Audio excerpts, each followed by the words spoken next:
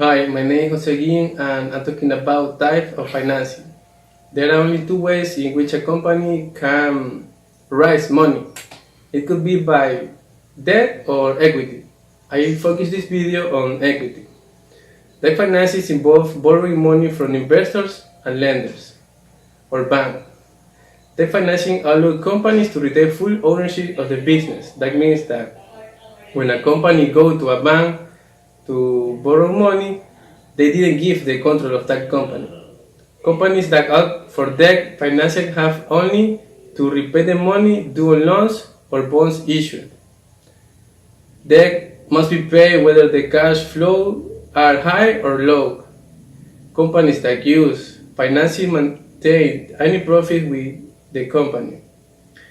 In some countries, interest expense are tax deductible and create tax savings. Type of financing equity. Equity financing companies sell a percentage of interest to investors. Companies sell the share of the stock market or choose a private offering. Equity financing distributes ownership or equity among shareholders. With equity financing, companies have a non-repayment obligation, so the risk fall is on the investor or shareholders. Company may distribute a portion of any profits made to stockholders. Dividend payment equity have to be made out after the cash flows, but the more shareholders a company has, the less decision-making power owners are managed to have over a business operation. The different types of finance equity to have the different aspects. Number one, interest-free loans. For example, microfinancing lending they enable lenders to lend very small amount of money to projects without interest. It is a method that micro work use. When a micro entrepreneur has resolved their loan, the lender receives the original amount they lend and can choose to support another project. Number two is loans with interest. Lender making an investment on a micro entrepreneur project through the internet, and in return they receive the interest on the amount they have invested. The amount of the loan is generally higher than lending through microfinance, and micro-entrepreneurs are located in many developing countries. Number three is financing contributions. This project funded through a grant using the internet. This characteristic I talk about is respect to example the investment in the manufacturer, another project. Number four, capital financing. The items to the type to equity financing to enable investment to develop capital risk type investment. If you apply core funding to this type of finance, the unit amount are less important to the investor. This type of financing is developed little by little. The goal of equity financing to encourage new projects to emerge, thanks to investment contribution a reasonable amount on the website. They have contribution on after investor contribution a certain amount. They can track the project to see that I reserve its request amount. Thank you. Good night. My name is Adrian Chichanda. I talk about type of financing. About type of financing, we have two choices: debt and equity. Debt is any financing vehicle that is a contractual claim of the firm and not a function of its operating performance, creates tax deductible payments, has a fixed life, and has a priority claim of cash flow in both operating periods and its bankruptcy. In debt, we have, for example, bank debt, commercial paper, and corporate bonds. Debt financing occurs when a firm raises money for working capital or capital expenditure by selling debt instrument to individual and or institution investor. In return for lending the money, the individual or institution become creditors and receives a promise that the principal and interest on the debt will be repaid. The other way to raise capital in debt market is to issue of stock in a public offering. This is called equity financing. Equity is any financing vehicle that is a residual claim on the firm does not create a tax advantage from its payment, has an infinite life, doesn't have priority in bankruptcy, and provides management control to the owner. In equity, we have, for example, owner's equity, venture capital, common stock, and warrants. In each month, basis for equity financing results in the repayment or principal and return only if the venture produces sufficient fund revenues for that purpose. Hence, the term risk capital. Equity financing will always require consideration of ownership, profile, beneficiary, operational control, valuation, and exit strategies and important issues to be carefully evaluated. Also, equity financing can cover a wide array of capital source types. There are in general several overall categories. The following summaries may help you in the equity search. The difference between debt and equity are 5. To debt, we have the following: fixed incline, tax deductible, high priority in financial trouble, fixed maturity, and non-management control. To equity, we have the following: residual claim, not tax deductible, lowest priority in financial trouble, with infinity, and management control. It's important to specify that any security that shares characteristics with both is a hybrid security. In a hybrid security, we have, for example, convertible debt, preferred stock, and option-linked bonds. Hi, my name is Lindsay Vallas. My topic are the types of financing equity. There are 5 types of financing: our equity, venture capital and private equity, common stock, warrants, contingent borrowings. Our equity. Bron, I buy the own square of the company and provide the basis for the growth and success of the business. Our equity is defined as the proportion of the total value of one company assets that can be claimed by our own square, self-proprietary or partnerships, and by its shareholders if it is a corporation. Venture capital and private equity. Usually, equity capital provided to a private firm by investors in exchange for a share of the ownership of the firm. Venture capital, while venture capital is a subset of private equity, there are differences between the two. The most notable difference is that venture capital funds raise capital from investors to specifically invest in startups and small and medium-sized private companies with strong growth potential. Private equity funds invest in equity ownership in private companies, typical those in high-growth types. Common stock. The conventional way for proprietary firm to raise equity is to use a common stock of a price the market is willing to pay. If the company goes back up, the common stockholders will not raise their money after the creation, and preference shareholders have received the respected share of the lowest assets.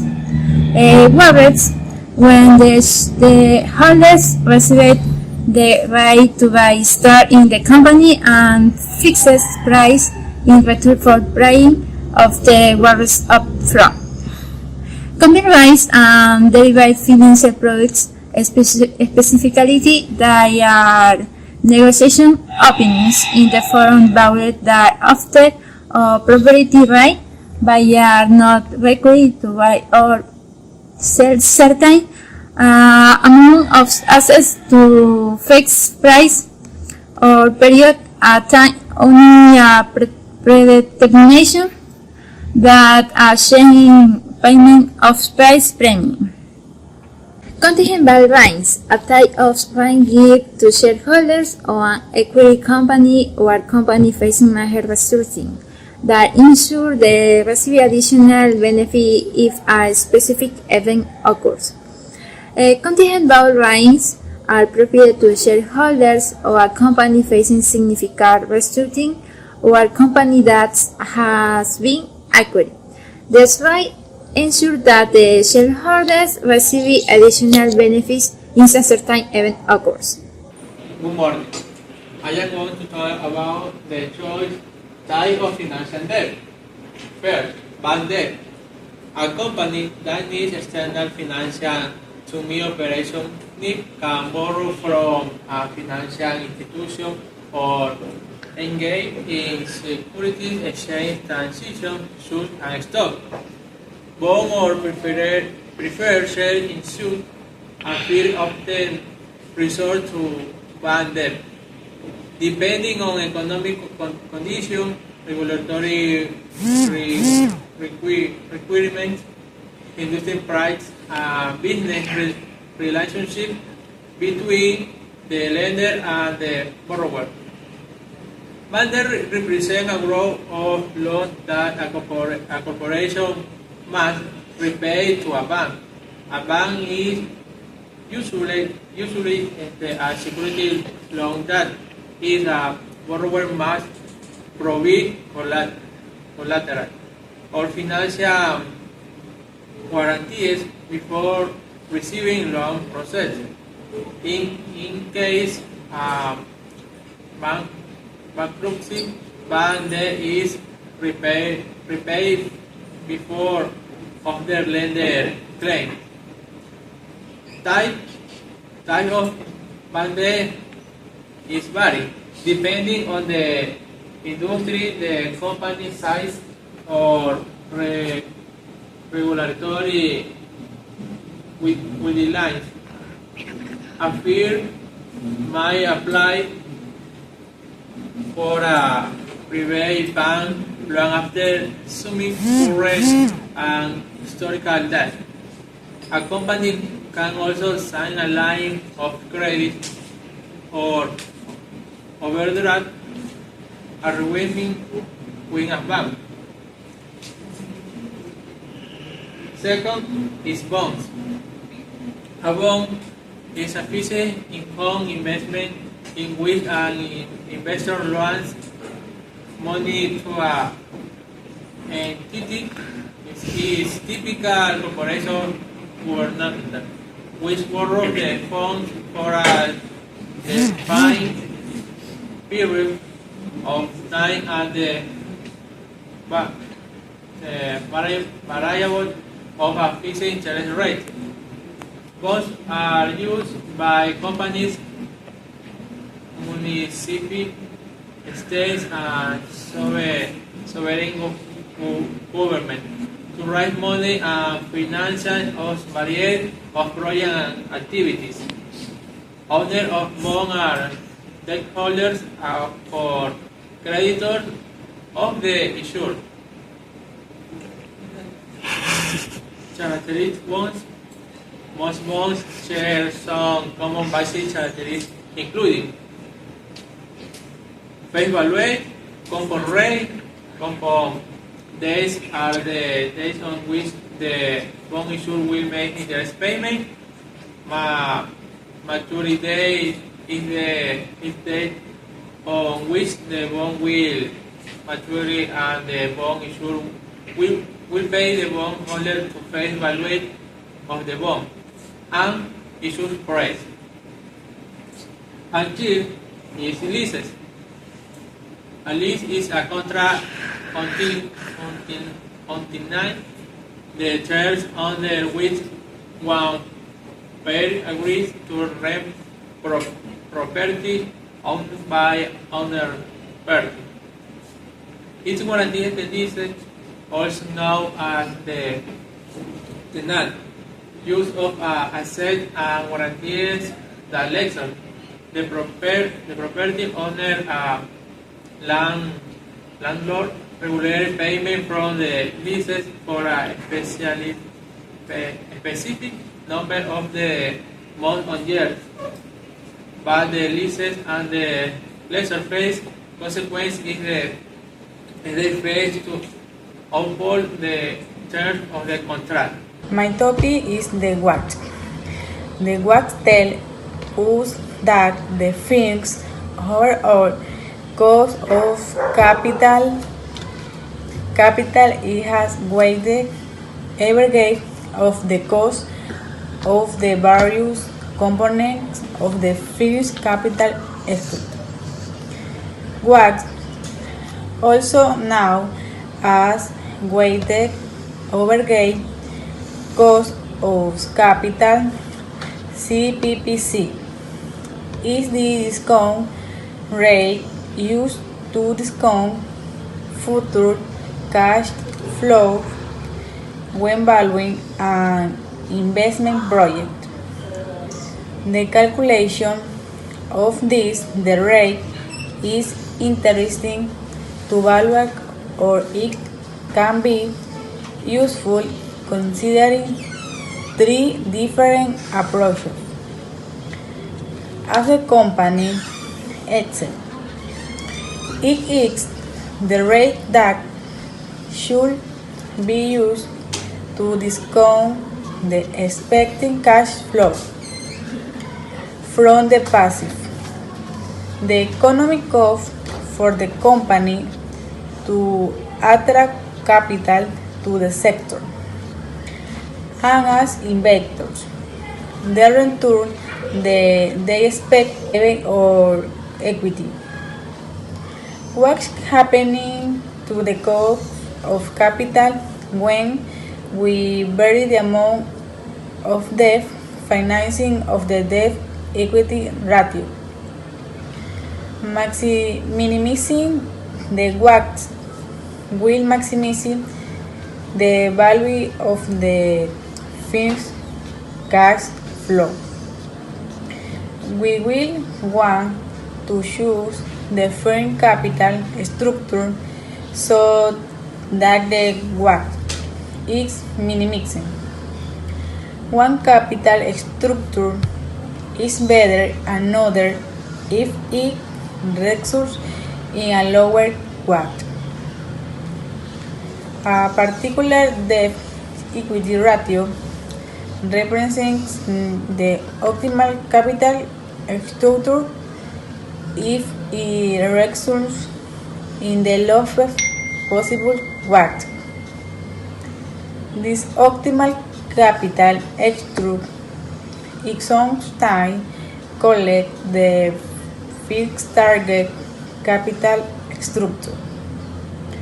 Finally, some important points to highlight in relation to the WACC. For the calculation of WACC, finally, some important points to highlight in relation to the WACC. For the calculation of WACC, only permanent accents or now a structural or long-term accents are considering therefore all spontaneous liabilities should not to be taken into account. This group includes salaries and wage payable, tax payable, and accounts receivable as a simple rule. Eliminate a liability that do not have financial costs. If there are various costs in the debt, obtain a weighted over gate for purpose of calculating the Good afternoon. I will talk about the proposition of Modigliani and Miller without extension assumptions. Proposition 1 of Modigliani and Miller advance of taxes. The value of the leveraged enterprise is the same as the value of the non-leveraged enterprise. Modigliani and Miller show a simple result that was obvious. If leveraged companies are priced to high rational, investors will simply borrow funds from their personal account to buy shares in non-leveraged companies. Often, this replacement is called home leverage, as individuals borrow and grant loan funds on basis of on the same terms of firms. They can double the effect of corporate leverage on their own.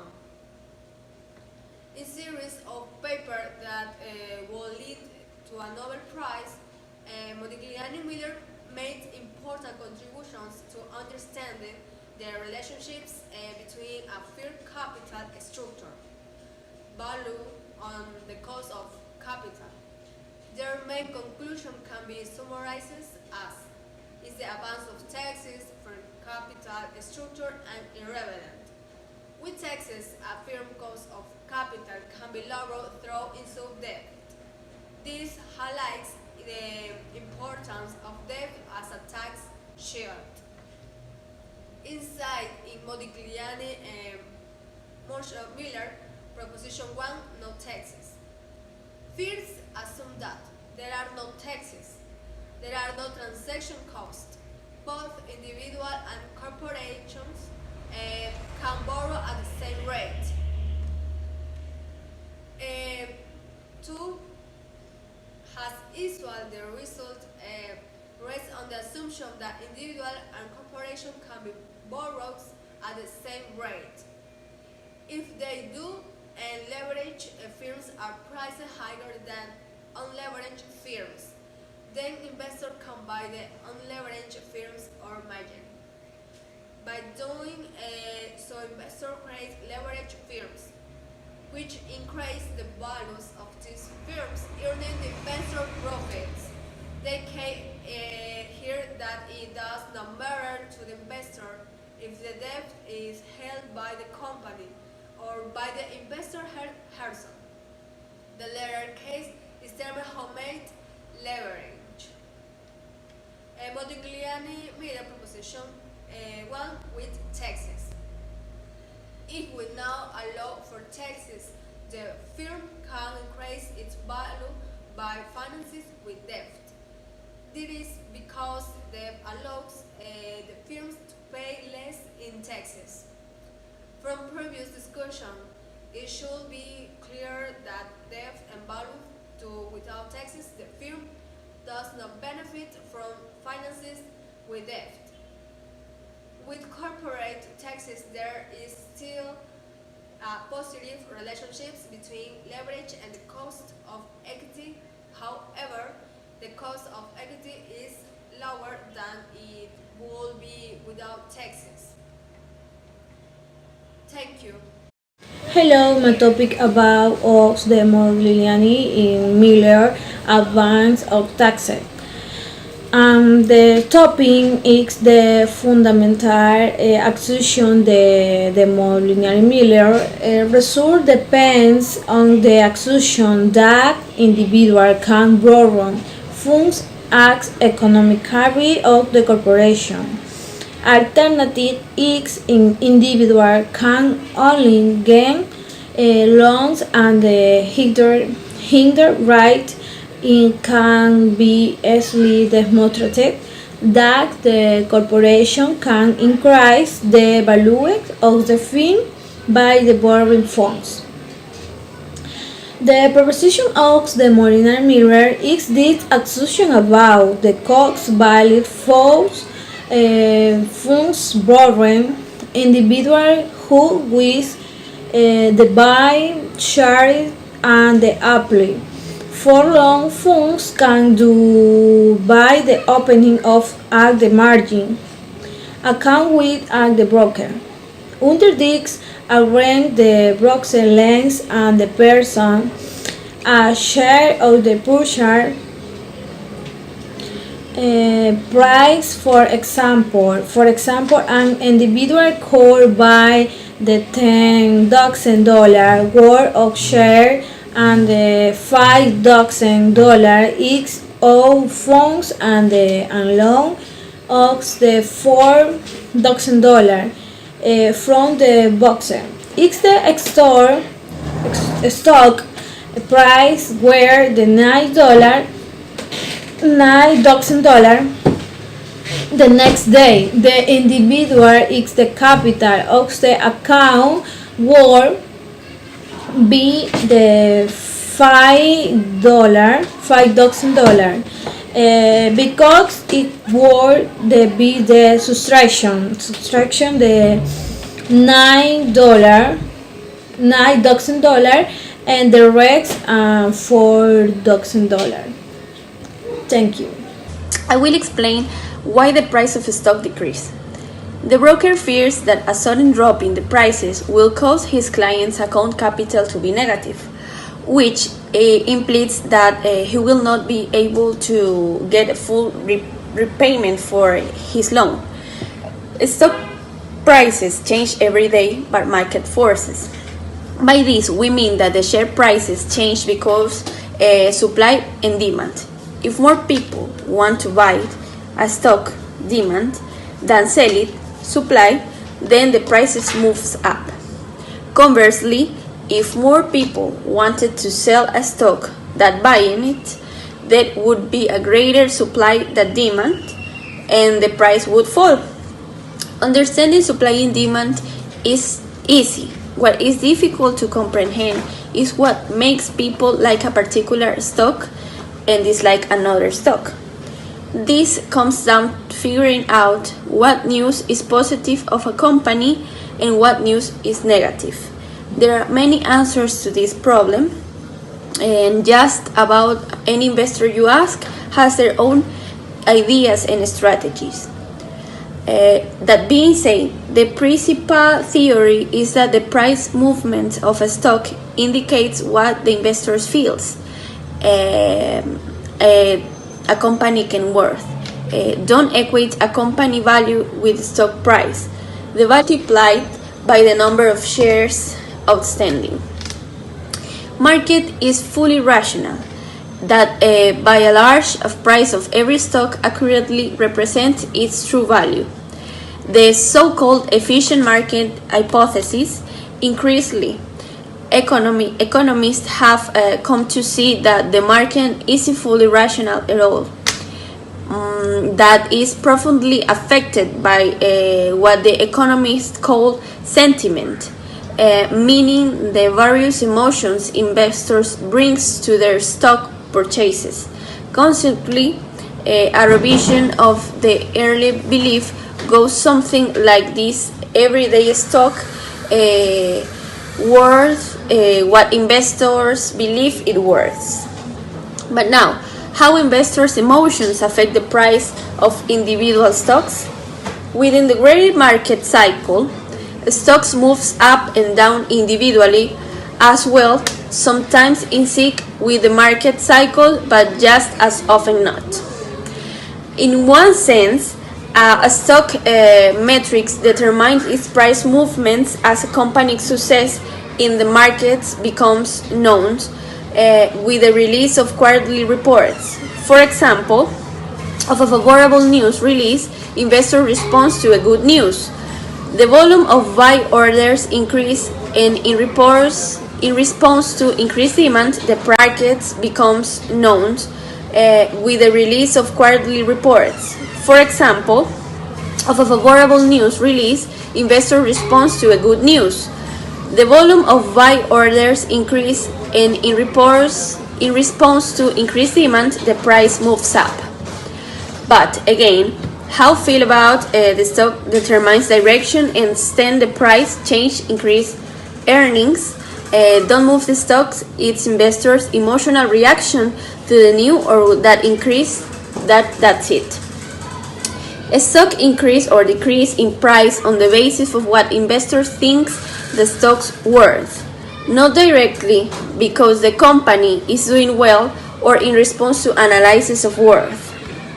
If Jim Cramer, Mad Money, pitches a stock or CNBC, that almost always immediately drives up the price more than the company's increased earnings, despite the fact that Cramer's predictions of stock price movements are often wrong. By this topic, we can understand that the prices will not depend fully on the investors. It will almost depend always of their mood and what they think is convenient for the firm or the company, and it will be fully managed more by emotions. Thank you. Good morning, teacher. My name is Giancarlo Viteri. My topic about Modigliani and Miller Production 2, Ascent of Stakes. Risks for equity holders increase with leverage. Production 2, the recurring return of equity holders increase with leverage because leverage capital implies a higher risk, as compensation should offer a higher expected return. In the example, the market requires only an expected return of 15% for unleveraged capital, but 20% in the case of leveraged capital. The second production states what the cost of equity for a leveraged firm is equal to the cost of equity for an unleveraged firm, plus an add premium for financial risk. That is, as leverage increase, risk is shifted between different investor classes, while total firm risk is constant and hence no extra value created. Without takes, production 2 formula: RE leverage equal RE unleveraged plus D and E open parenthesis RE open parenthesis unleveraged close parenthesis minus RP close parenthesis. Her RE is the expected rate of return on equity of all costs of equity. RD is the expected rate of return on borrowings or all costs of debt. D and E is the debt to equity ratio. With takes, proportion 2 formula: RE equal R0 plus D and E open parenthesis R0 minus RP close parenthesis multiplied open parenthesis 1 minus TC close parenthesis, where TE is the recurring rate of return on equity or cost of leveraged equity, equal unleveraged equity plus finances premium. R0 is the company cost of equity capital with no leverage, open parenthesis, unleveraged cost of equity or return on asset with D and E equal 0, close parenthesis. RD is the recurring rate of return on borrowings or cost or debt. D and E is the debt to equity ratio. TC is the tax rate. Thank you. Hello, my name is Caroline Morales. My topic about second proposition of Modigliani-Miller, absence of taxes. This type of reason allows to develop second proposition of MM. In this case, MN argues that the expense return on capital is possibly related to leverage because the risk of its owners of capital increase with leverage. This proposition states that the cost of the company, the capital, is a linear function of the between debt and equity capital. A high ratio implies a higher payment for all capital due to the risk assumed due to having more debt. The formula that to calculate the second proposition is K sub E equal K sub O plus D divided E per K sub O minus K sub D. K sub E is the required rate of return for the shares. K sub O is the weighted average cost of capital or WACC. K sub D is the required rate of return on loans of the cost debt. K D WA E is the debt equity ratio. A higher debt equity ratio leads to a higher required return on equity capital shares. Due to the higher risk or the shareholders of a company with debt. The formula is derived from the formula of the higher average cost of capital WACC. These propositions are true assuming the following assumption. There are no taxes, there are no transaction costs, and individual and business borrow at the same rates. This daughter student because it says something very important. Important that is the capital structure is important. Firstly, because one or more of these assumptions are violated. It tells you where to look for the determinant of the optional capital structure and how does that factor could affect the optimal structure. Thank you. Hello, my name is Gabriela Garces. I will talk to you about the interpretation of Modigliani and Miller. Modigliani and Miller, two professors in 1950, studied capital structure theory intensely. Through their analysis, they developed the capital structure's irrelevance propositions.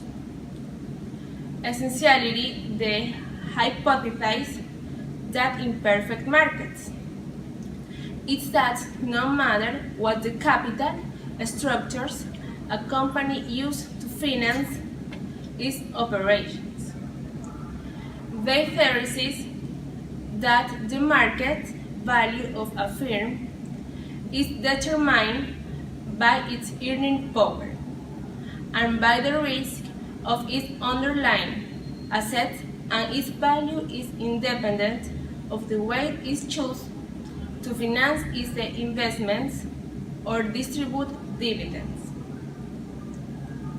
M&E imagine two worlds, one in which there are no taxes and another in which they exist. In both scenarios, what they want to find is the value of the firm. When it's not leverage, and then is leverage.